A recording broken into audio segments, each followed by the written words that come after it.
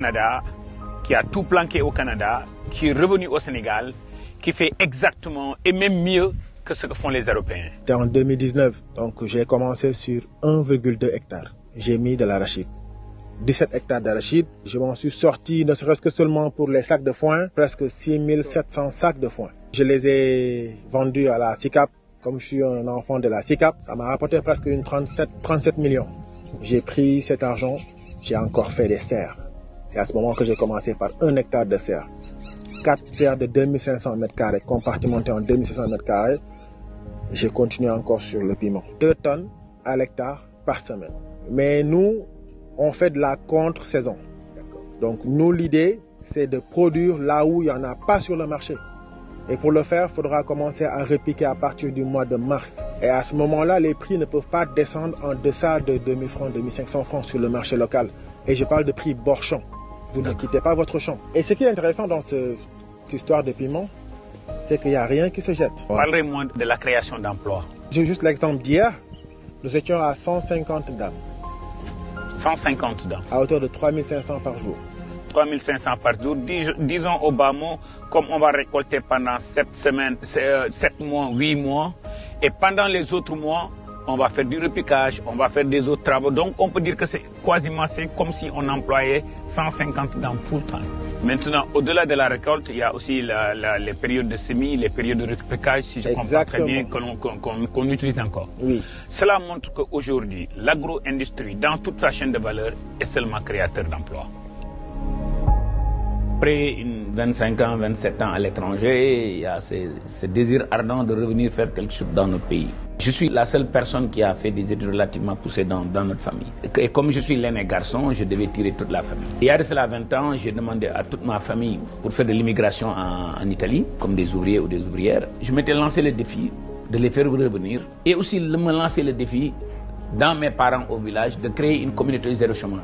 soxna bi nga ñibbisee ba léegi ñu jox la département wu boucherie bi lan ban expérience nga ci am ak ban message ngay lancer aux autorités et à la population sénégalaise man nga ko baamtu ci wolof la. moom bi mu indee ba léegi ku ci nekk ci ñun daf la jox benn société boo xam ni da ngay jiite ay nit ñu bari looloo tax fi mu ne nii ñun ñëpp ñibbisi nañ famille bi yëpp ñibbisi nañ. ñaata ngeen woon.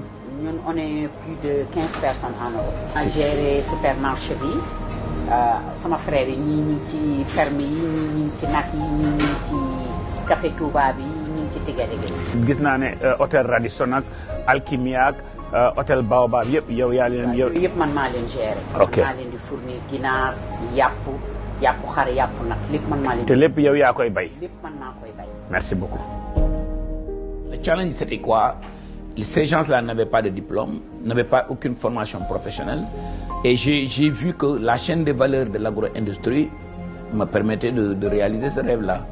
Et j'ai eu la chance de tomber sur une compatriote sénégalaise que j'ai rencontrée en Afrique australe, Mme Adam Sen Sissé, avec qui nous avons créé Gadegui. L'ambition que nous avons en tant que Gadegui, c'est en fait d'être une des marques leaders dans le secteur agroalimentaire au Sénégal et en Afrique. Maintenant, l'idée ce n'est pas d'être numéro 1, mais c'est surtout d'offrir les meilleurs produits aux populations. La finalité de tout ça, c'est quoi?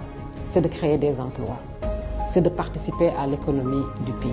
Aujourd'hui, quand je prends les emplois directs et indirects et les emplois saisonniers, nous sommes à 220 emplois, dont 125 sont des emplois saisonniers occupés par des femmes avec lesquelles nous travaillons, par exemple, pendant la campagne arachidière.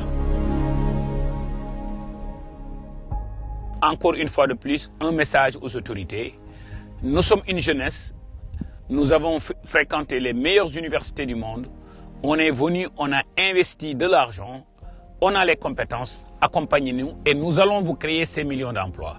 Et cher gouvernement, je me lance un défi maintenant, je prends ma casque de développement. Je peux aller vous lever de l'argent.